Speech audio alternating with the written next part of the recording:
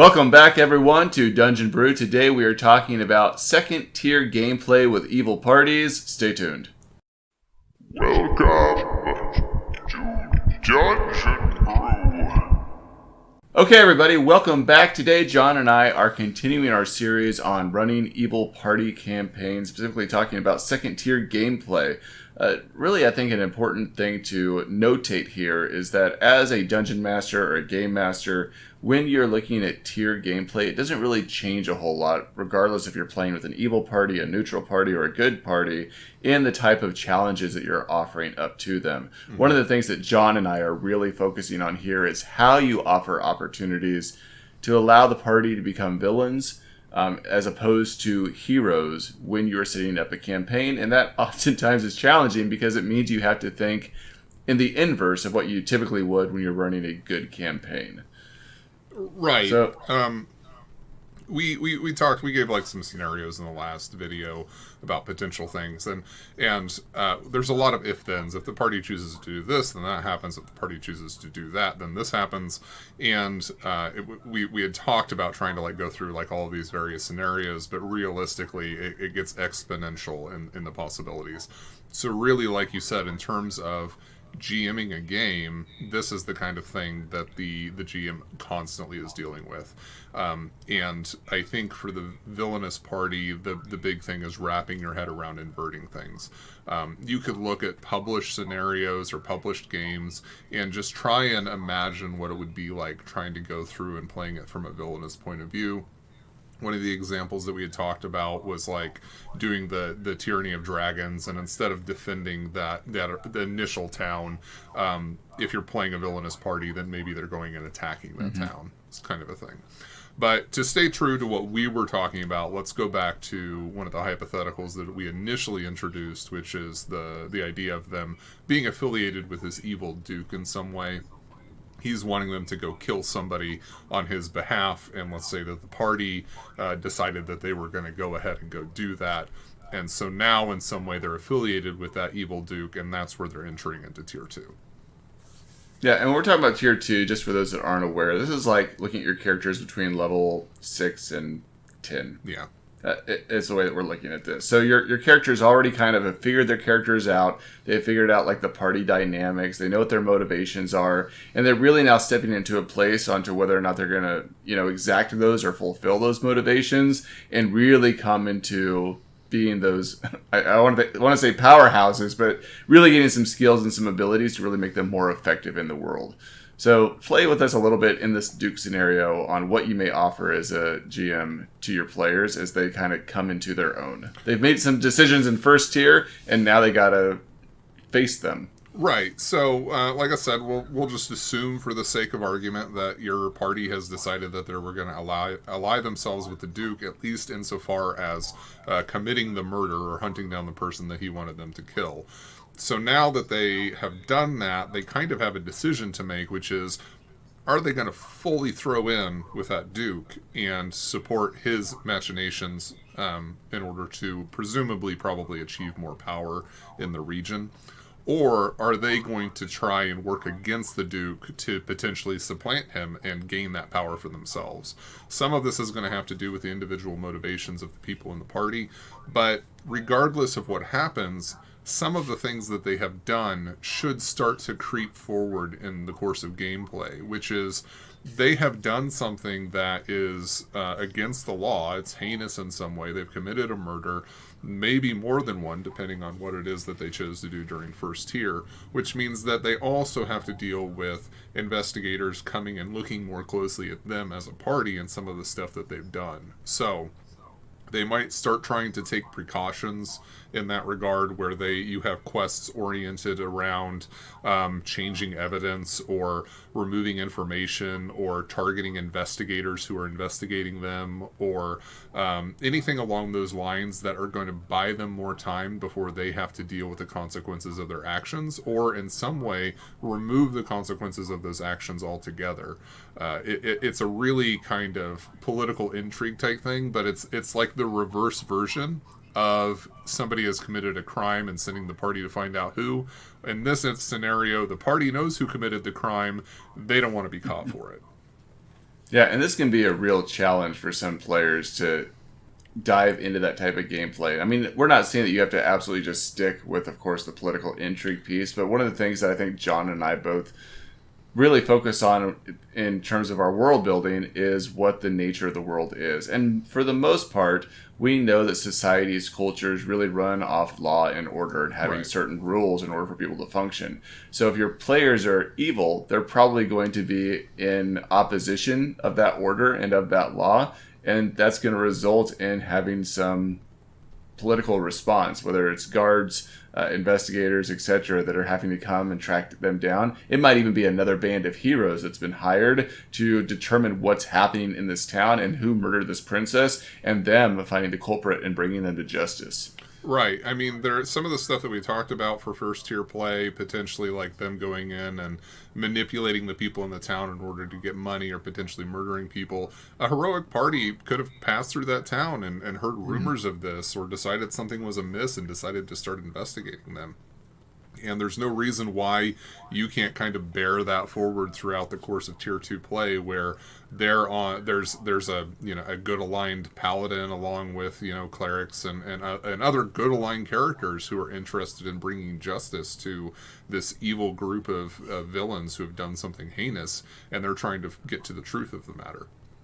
So what? Go ahead. Oh, I was just gonna say, your Duke. If let's say they ally with the Duke Right. in this scenario, and they have all these things that are happening, your Duke at this point is kind of your mouthpiece as a DM to help the party understand the full throttle of like their choices they've made, things that are coming in. He can be your quest giver. Mm-hmm. He can let them know, this individual's coming to investigate.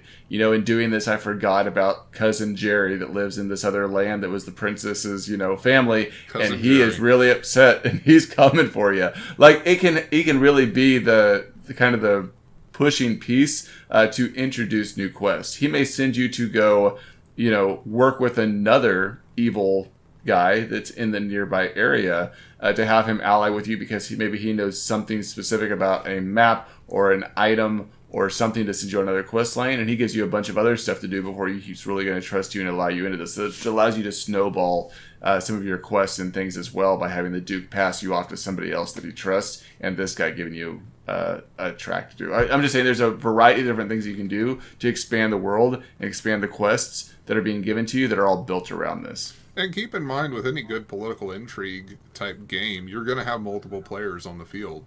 So it may be a situation where you've got somebody who is relatively neutral who goes, listen, I know, and we kind of talked about this in the first tier, I know what the Duke wanted you to do, and I know that you were just following his orders. We're not after you, we're really after that Duke, and give the players the opportunity to betray him in some way. There's plenty of things that they could be doing. They could be double agents, because ultimately, most likely, like we talked about before, evil is selfish. They're interested in their own selves. They're not interested necessarily in the motivations of the Duke, I wouldn't think. They're probably not interested in the motivations of any other political party that's involved in this except for themselves. Give them that opportunity to do what they think is going to benefit themselves the most, and allow them to play those things forward. So I'm going to ask you a difficult question, John, and I apologize for putting you on the spot with this. I'll try to ramble a little bit afterwards to give you time to think of an answer. But even for some of the greatest dungeon masters, game masters out there, thinking about all these different scenarios and how they can come together can be difficult, especially when you have a party that wants to be villainous. So my question is how do you... What do you use for inspiration or as a guide to kind of think of all these different options? Because for some, they may not think of that idea of like, oh, the magistrate's going to bring the party in and be like, I need you to work as a double agent. Or they may not think of the Duke, being able to provide certain scenarios that are going to say, hey, these people are now hunting me down. I need you to go seek them out. What do you use for like inspiration or as a guide to help develop storylines that help characters become villainous? Option one is what I talked about at the start of this video, which is watch something or play something or look at something that is oriented towards the hero, and then just kind of think about and reverse that. So we talked about Tyranny of Dragons. It's a very heroic-based campaign module that was developed by WOTC. So the heroes come in, they're saving this town, they're hunting down the villains in order to try and prevent the return of the Dragon Queen, right? So like that whole scenario is very oriented towards a heroic mindset. But if you start playing with that from the mentality of these are villains, they're attacking the town, instead of the evil champion coming forward in order to try and challenge somebody in that keep in the first scene, or in that first town, you reverse that and say there's a champion on the walls who's trying to challenge one of the evil players to a one-on-one challenge. Like you can take a lot of those things that are interchangeable. It allows you to create a scenario that is almost identical, except that it's just flipped 180 degrees, and those work really well. The other option is that there are plenty, like we're in a media saturated age right now, so you have movies like Sherlock Holmes that you can watch, and you can kind of, get to the end scene where he's like, I found this, and this is why I knew this was true, and I found this, and I know this is why I knew this was true. And he lays out all of his evidence so that he comes to the correct conclusion. If you're working as a DM, you already know who's committed the murder, so you have the benefit of approaching it the same way that a mystery writer would, in that you know what's already occurred, and you can try and put together the list of evidence, and then the party should have access to that in some way. Like you said, it could be through the mouthpiece of the Duke. It could be if you have particularly high intelligent party members and that type of thing, where they go, I remembered that I forgot to do X, Y, and Z, so it's possible that someone will come after us for this. Give those scenarios, give those options. And like I said, I think that the best option really is to have multiple mouthpieces. Don't let it all just come from the Duke. Allow it to come from other neutral parties or other people who are working for or against the Duke in some way, to try and voice their opinions and get the party to work for them. And when we talked about first tier play, we kind of like consolidated it, right? This is 5 levels of play. It moves by pretty quickly because, it's not a whole lot of XP to get you from level 1 to 5, but there are other side quests that could have been done where the party could have developed other allies that they can call on, or use other means in order to try and change their positioning in a way that benefits them as well.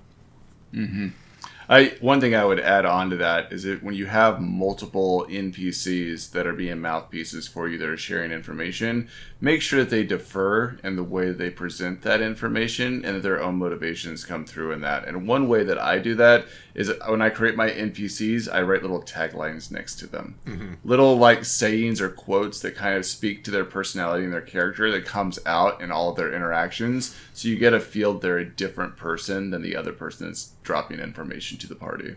Right.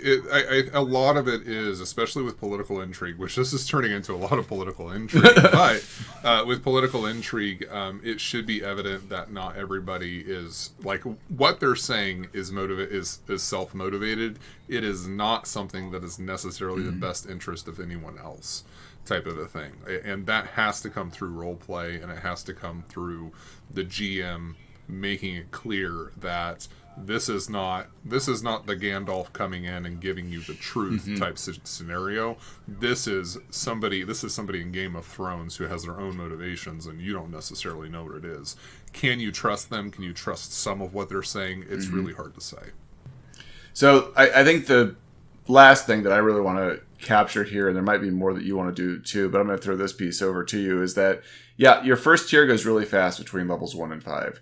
Second tier of 6 to 10 does go fairly quickly, but you typically have more time because the increments between those levels are a little bit longer. What is it that you're wanting to have accomplished by the end of second tier, in terms of those motivations being solidified by the characters or their alliances being solidified, so that you know that second tier is done and you're safe to level up and get into third tier? There's a couple of things there. One is that, the way that 5th edition is structured, the vast majority of gameplay, time-wise, should actually occur, I think, between, 7 and 13. That is the big section here. So we're going to level up probably pretty quickly 6th and 7th, and then when you get, 7th, 8th, 9th, you're slowing down a lot, so gameplay is going to expand. give your players time to breathe in that area, give them time to try and work on their own motivations so that they have other things they're working on. Allow your rogue to start trying to set up like a racketeering network where he's trying to get money from the locals for protection money, and give your fighter an option for like setting up a fighting pit where he's, you know, challenging people to battle in order to get money from them, and he's killing them or whatever. But the point is that we want to allow those motivations to come forward. The other thing is that we also want to allow the consequences of actions to start to be realized in a very like meaningful way. So to some degree, the consequences of first tier are them having to deal with that in second tier. So they're having to work with the Duke in some way. They have to deal with political people. They have to deal with the people who are investigating them. At the end of second tier, we're getting to the point where the consequences of their actions should be more regional. So we're going into a situation where we're not just dealing with the Duke and a couple of, you know, local villages. We're dealing with the Duke in relation to the rest of the government that's going around. So you might be dealing with the actual monarchy or whatever political system that you happen to have in place. You're dealing with the party members attempting to either accrue lands or titles because they're trying to consolidate their own power. So, and if they're interested in supplanting the Duke, your final confrontation may actually be them eliminating the Duke and supplanting him. So, final confrontation for Tier 2 is probably either them dealing with that good party that's been hunting them the entire time, or them supplanting the Duke and taking control of the region. Yeah, and the way that I oftentimes think of this, which is a great scenario of, you know, getting rid of the good party or getting rid of the Duke, is it comes to a conclusion when the party has made their bed. Like they've decided this is where I'm at, and this is where I'm digging my foot in this sand. This is the hill that I die on. And then third tier starts and they find a bigger hill. Right. And end of second tier, the people in charge, the people in like high ups should know their names. You know, they have figured out who these people are. They're aware of their existence, and it's not the first time that they've heard about them, and they're interested in them, good or bad, for some of the actions that they've taken over the course of Tier 2. All right. So, why don't you guys join us next week, and we'll talk about Tier 3. Judge and Brew.